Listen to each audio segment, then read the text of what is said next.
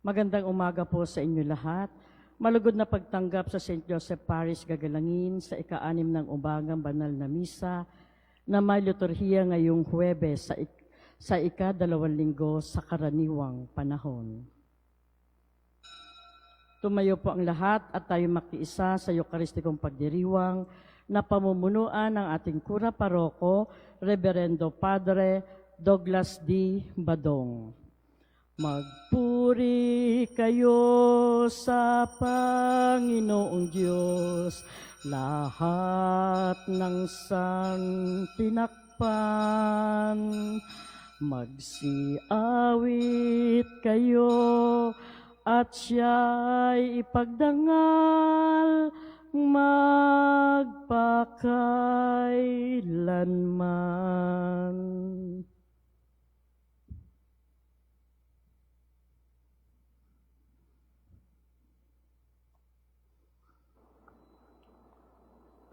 Sa ngalan ng Ama at ng Anak at ng Espiritu Santo, Amen.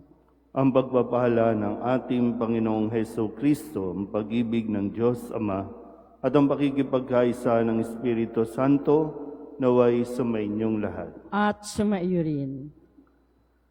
Mga kapatid, aminin natin ang ating mga kasalanan upang tayo'y maging marapat gumanap sa banal na pagdiriwang. Inaamin ko Sa makapangyarihang Diyos at sa inyo mga kapatid, na lubha akong nagkasala sa isip, sa salita at sa gawa, at sa aking pagkukulang. Kaya isinasamo ko sa mahal na Birheng Maria, sa lahat ng mga anghel at mga banal, at sa inyo mga kapatid, na ako'y ipanalangin sa Panginoong ating Diyos. Kaawaan tayo ng makapangyarihang Diyos, patawarin tayo sa ating mga kasalanan, at patnubayan tayo sa buhay na walang hanggan. Amen. Panginoon, kaawaan mo kami. Panginoon, kaawaan mo kami. Kristo, kaawaan mo kami. Kristo, kaawaan mo kami. Panginoon, kaawaan mo kami. Panginoon, kaawaan mo kami. Manalangin tayo. Ama naming makapangyarihan, ang langit at lupa ay iyong pinamamahalaan. Dinggin mo ang pagluhog ng iyong sambayanan at pagkalooban mo kami ng kapayapaan araw-araw sa pamamagitan ni Jesucristo kasama ng Espiritu Santo magpasawalang hanggan. Amen.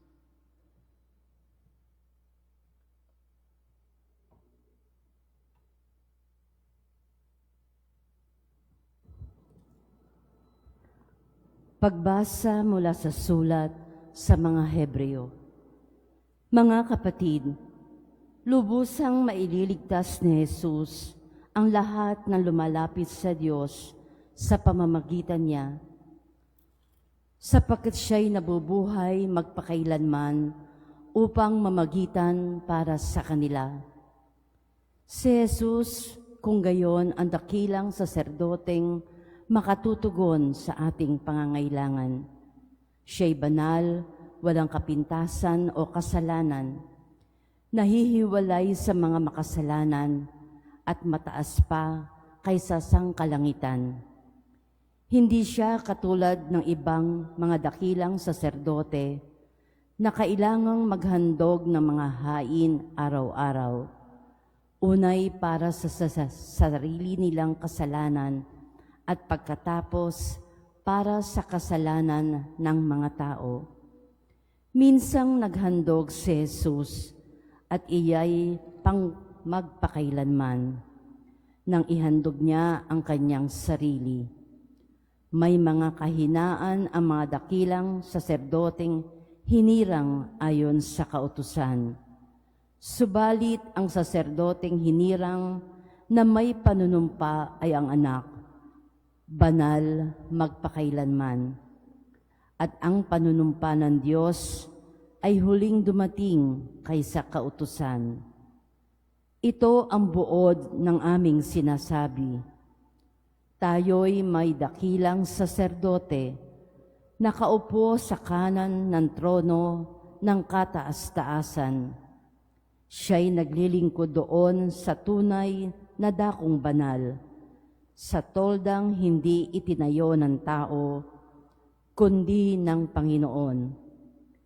Tungkulin ng bawat dakilang saserdote ang maghandog ng mga kaloob at mga hain, kaya't kailangang ang ating dakilang saserdote ay mayroon ding ihahandog.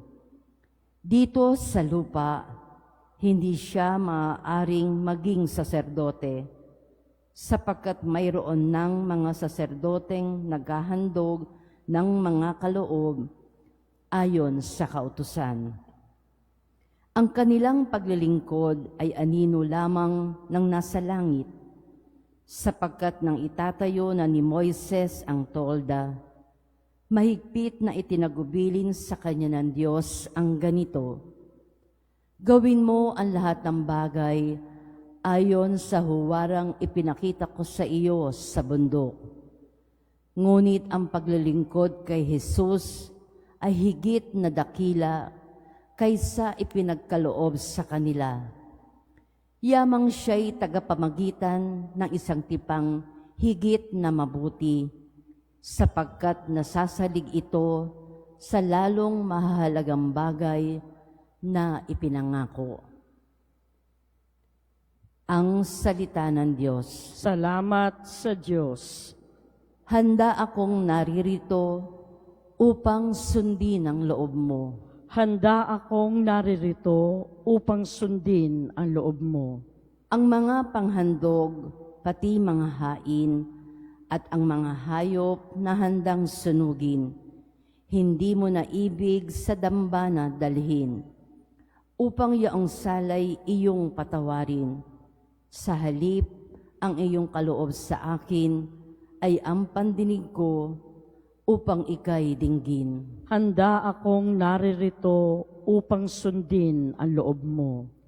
Kaya ang tugon ko, ako'y naririto, nasa kautusan ang mga turo mo. Ang nais ko'y sundi, iyong kalooban, aking itatago, sa puso ang aral. Handa akong naririto upang sundin ang loob mo. Ang pagliligtas mo'y aking inihayag, saan man magtipon ang iyong mga anak.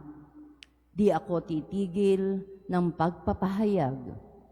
Handa akong naririto upang sundin ang loob mo. Silang lumalapit sa iyo'y dulutan ng ligaya't galak na walang kapantay. Baya ang sabihing ang poon ay dakila na nagnangahangad maligtas na kusa. Handa akong naririto upang sundin ang loob mo. Magsitayo na po ang lahat. Aleluya, aleluya. Si Kristo ay nagtagumpay, nalupig ang kamatayan, nagningning ang pagkabuhay. Aleluya, aleluya.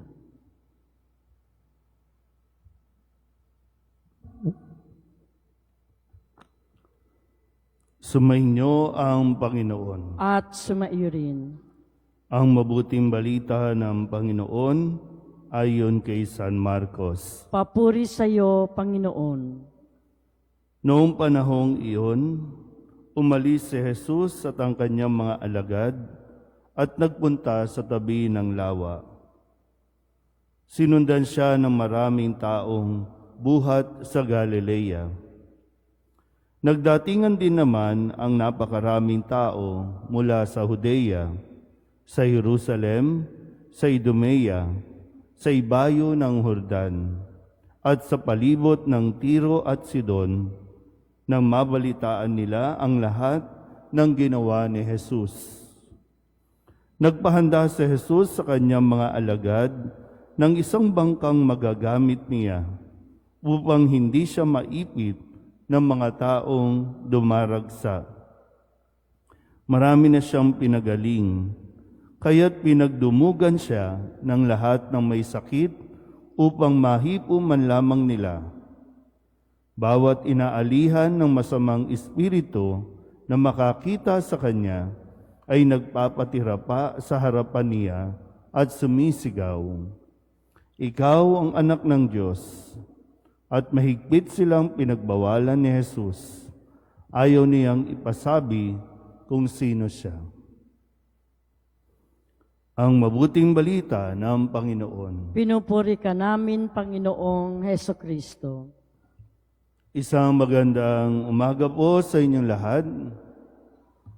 Ngayon po ay Huwebes ng ikalawang linggo sa karaniwang panahon. Siguro po kung sa panahon natin, gamit ang mga teknolohiya, ang mga social media, malamang viral na si Jesus. Sikat na si Jesus at talaga napakarami sigurong millions of views na ang lahat ng kanyang ginagawa. Dahil marami na talagang tao ang sumusunod sa kanya. Saan man mabalitaan na naroroon siya, dadagsa ang mga tao doon. Kaya nga ito yung kwento sa ating ebanghelyo ngayon na gumamit pa si Jesus ng bangka para lamang hindi siya dumugin o maipit sa mga taong nag-uunahan na makalapit sa Kanya. At sinikap pa rin niya, nagamit ang bangka, sinikap pa rin niya na maipahayag ang mabuting balita, maituro ito sa mga tao. Ganun din naman ay makapagpagaling ng mga may sakit. Pero dito po, maganda makita natin sa dulong bahagi na sinabi niyang nung pinagsisigawan na ng mga demonyo o masamang espiritu ang kanyang pangalan o kung sino siya. Sumisigaw sila, "Kilala ka namin, ikaw ang anak ng Diyos." At sinabi na ni Jesus, ay pinagbawalan niya ang mga ito, ayaw niyang ipasabi kung sino siya. Pinagninilayan ko po itong bahaging ito. Ayaw ni Jesus na ipasabi kung sino siya.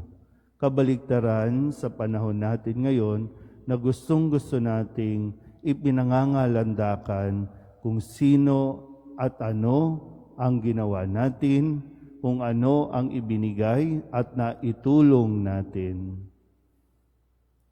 Kaya nga, sabi ko, bakit pinagbawalan ni Jesus ang mga ito? Una, kung pwedeng mag-create ng iskandalo sa iba pang mga tao. Dahil nga kahapon, kung masusundan po ninyo, kahapon sa kwento ay tinitingnan ng mga Pariseo kung siya ba ay magpapagaling sa araw ng pamamahinga o hindi.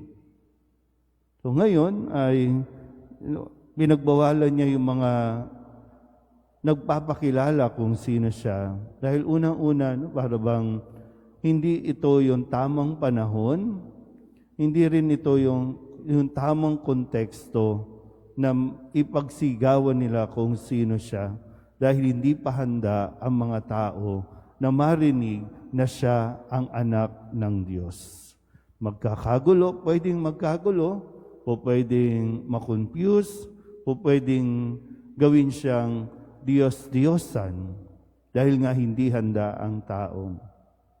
Pangalawa ay parang mas madali na tumulong o mas maganda at mabuti na tumulong nang hindi natin ipinangangalandakan ang ating pangalan.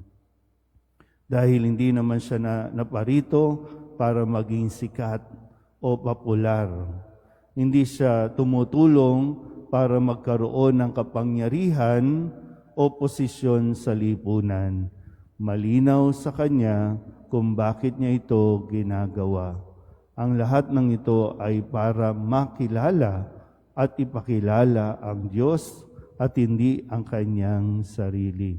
Lahat, nawa, matutunan din natin ang bagay na ito na hindi tayo ang mag-a-attract na atensyon dahil lamang sa ating ginagawa, kundi lahat nawa ay patungo sa ating Panginoon. Ang pagpupuri, ang pagpaparangal, at ang pagpapasalamat ay hindi dapat sa atin, kundi nakatuon sa nagbigay at sa pinanggalingan ng ating kakayahan, ang Diyos. Amen.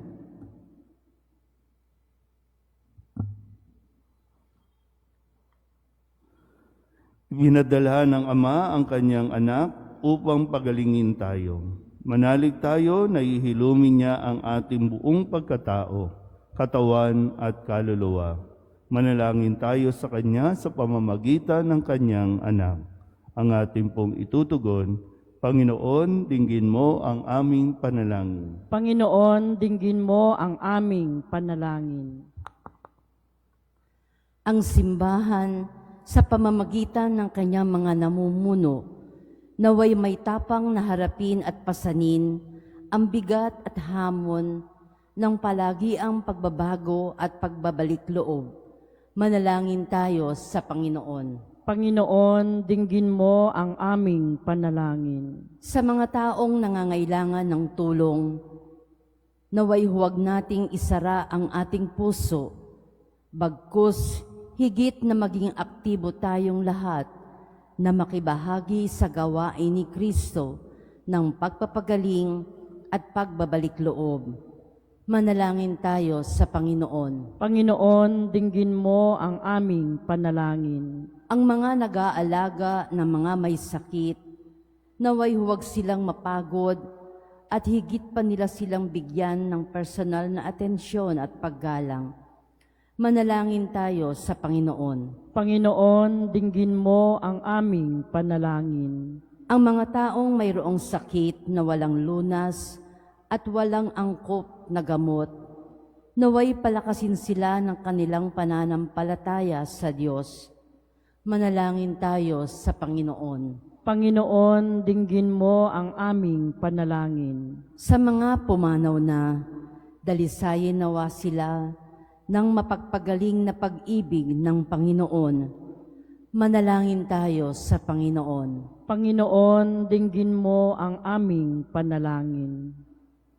Idulog din natin sa Panginoon ang ating mga personal na kahilingan at mga panalangin para sa ating mga pamilya, kasama din ang mga kahilingan ng mga nanonood sa online.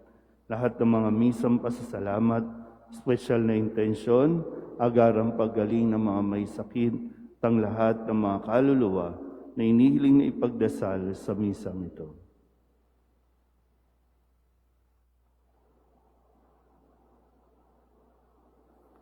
Ang lahat ng ito inihiling namin sa ngalan ni Kristong aming Panginoon. Amen.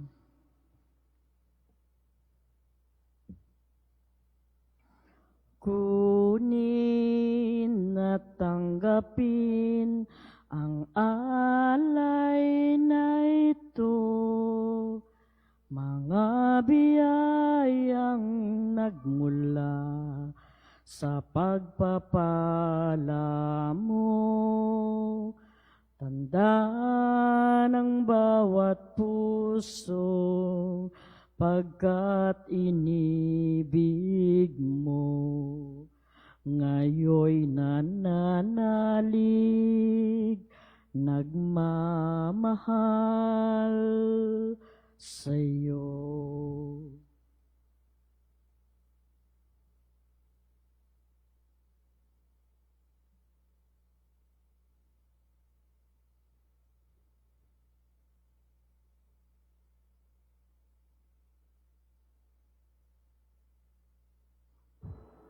Manalangin kayo mga kabatid upang paghahain natin ay kalugdahan ng Diyos sa mga makapangyarihan.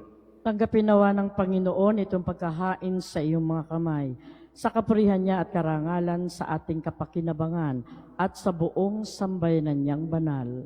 Ama naming lumikha, ipagkaloob mong marapat na ganapin ang banal na paghahain sapagkat tuwing ipinagdiriwang ang alaala ng anak mong nag-alay, ang pagliligtas niya sa tanan ay nangyayari upang aming pakinabangan sa pamamagitan niya kasama ng Espiritu Santo magpasawalang hanggan. Amen. Sumainyo ang Panginoon. At sumaiyo rin. Itaas sa Diyos ang inyong puso at diwa. Itinaas na namin sa Panginoon. Pasalamatan natin ang Panginoong ating Diyos. Marapat na siya ay pasalamatan.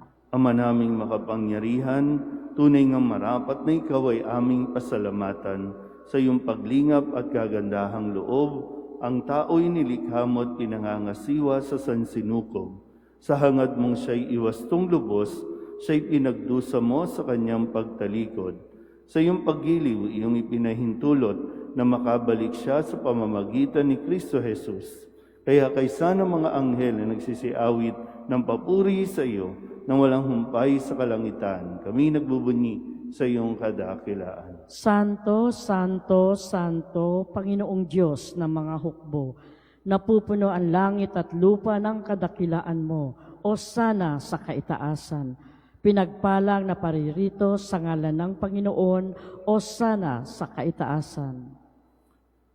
Ama naming banal, ikaw ang bukal ng tanang kabanalan. Kaya't sa pamamagitan ng iyong Espiritu, gawin mong banal ang kaloob na ito upang para sa aming maging katawan at dugo ng aming Panginoong Heso Kristo. Bago niya pinagtiis ang kusang loob na maging handog, hinawakan niya ang tinapay, pinasalamatan kaniya, pinaghati-hati niya iyon, iniabot sa kanyang mga alagad at sinabi, "Tanggapin ninyong lahat ito at kanin, ito ang aking katawan na ihahandog para sa inyo."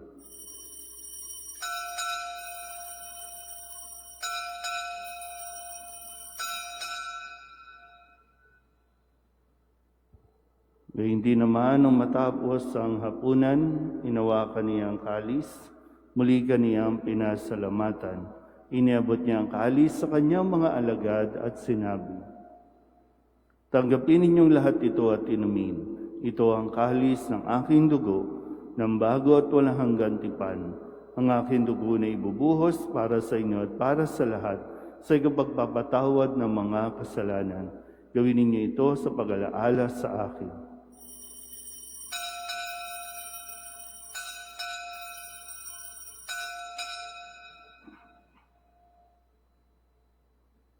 Ipagbunyi natin ang misteryo ng pananampalataya. Si Kristo'y namatay, si Kristo'y nabuhay, si Kristo'y babalik sa wakas ng panahon.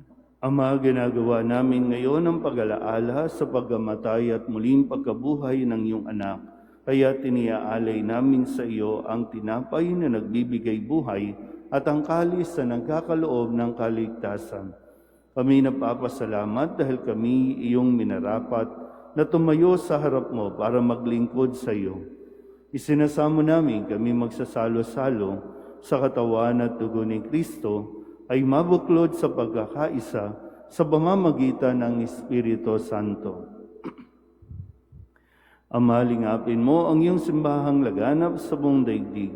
Puspusin mo kami sa pag-ibig kaysa ni Francisco na aming Papa at ni Jose na aming Obispo at ng Tanang Kaparian.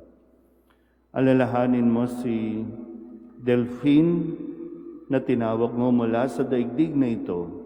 Nung siya'y binyagan, siya'y nakaisa ni Kristo sa pagkamatay.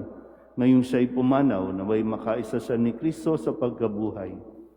Alalahanin mo rin ang mga kapatid naming nahimlay nang may pag-asang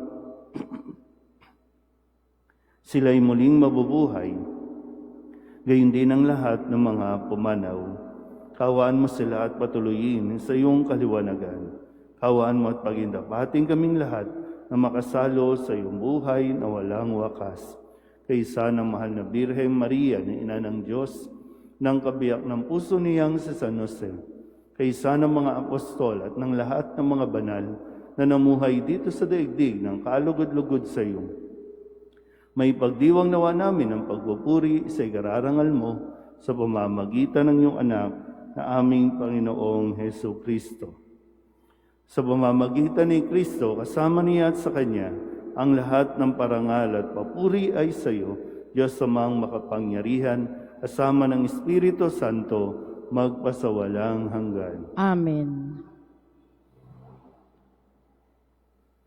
Sa tagubili ng mga nakagagaling na utos at turo ni Jesus sa Panginoon natin at Diyos, ipahayag natin ang lakas loob. Ama namin, sumasalangit ka, sambahin ang ngalan mo. Mapasa amin ang kaharian mo. Sundin ang loob mo dito sa lupa para nang sa langit. Bigyan mo kami ngayon ng aming kakanin sa araw-araw at patawarin mo kami sa aming mga sala para nang pagpapatawad namin sa nagkakasala sa amin. At huwag mo kaming ipahintulot sa tukso at iadya mo kami sa lahat ng masama. Inihiling namin kami iadya sa lahat ng masama, pagkalooban ng kapayapaan araw-araw, iligtas sa kasalanan at ilayo sa lahat ng kapahamakan, samantalang aming pinananabikan ang dakilang araw ng pagpapahayag ng tagapagligtas naming si Jesucristo. Sapagkat iyo ang kaharian at ang kapangyarihan at ang kapurihan, magpakailanman. Amen. Panginoong Jesucristo, sinabi mo sa iyong mga apostol, kapayapaan ang iniiwan ko sa inyo, ang aking kapayapaan ang binibigay ko sa inyo. Tunghayan mo ang aming pananampalataya at huwag ang aming mga pagkakasala.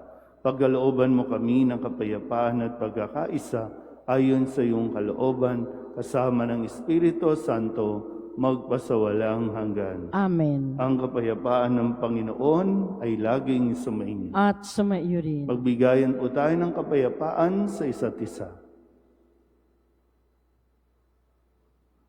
Kordero ng Diyos na nag-aalis ng mga kasalanan ng sanlibutan, maawa ka sa amin. Kordero ng Diyos na nag-aalis ng mga kasalanan ng sanlibutan, maawa ka sa amin. Kordero ng Diyos na nag-aalis ng mga kasalanan ng sanlibutan, ipagkaloob mo sa amin ang kapayapaan. Ito ang kordero ng Diyos. Ito ang nag-aalis ng kasalanan ng sanlibutan. Mapalad ang mga inaanyayahan sa kanyang piging. Panginoon, hindi ako karapat-dapat na magpatuloy sa iyo, ngunit sa isang salita mo lamang ay gagaling na ako.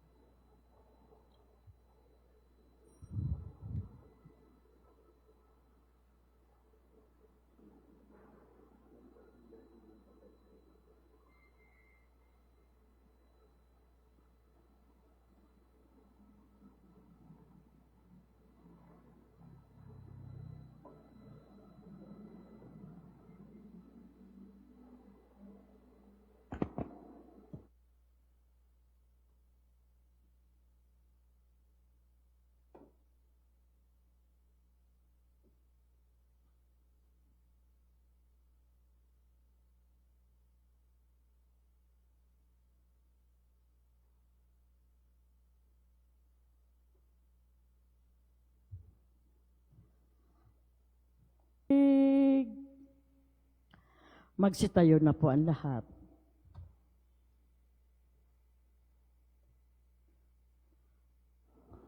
Manalangin tayo. Ama naming mapagmahal, padaluyin mo sa amin ang batis ng Espiritu ng iyong pag-ibig upang kaming pinapagsalo mo sa pagkaing iyong bigay para kaming pagbuklurin ay magkaisa sa pananalig sa iyo sa pamamagitan ni Jesucristo kasama ng Espiritu Santo magpasawalang hanggan. Amen. Sumainyo ang Panginoon. At sumaiyo rin. At pagpalain kayo ng makapangyarihang Diyos, Ama at Anak at Espiritu Santo. Amen. Tapos ang banal na misa, humayo tayo sa kapayapaan ni Kristo. Salamat sa Diyos. Magandang umaga po. Magpasalamat kayo sa Panginoon na siyang lumikha ng lahat ng bagay dito sa mundo. Siya'y gumawa ng buwan at mga bituin upang magbigay ng liwanag sa pagsapit ng dilim, O magpasalamat sa Kanyang mga biyaya at awa, at ating purihin ang puon na mahabagin sa atin. O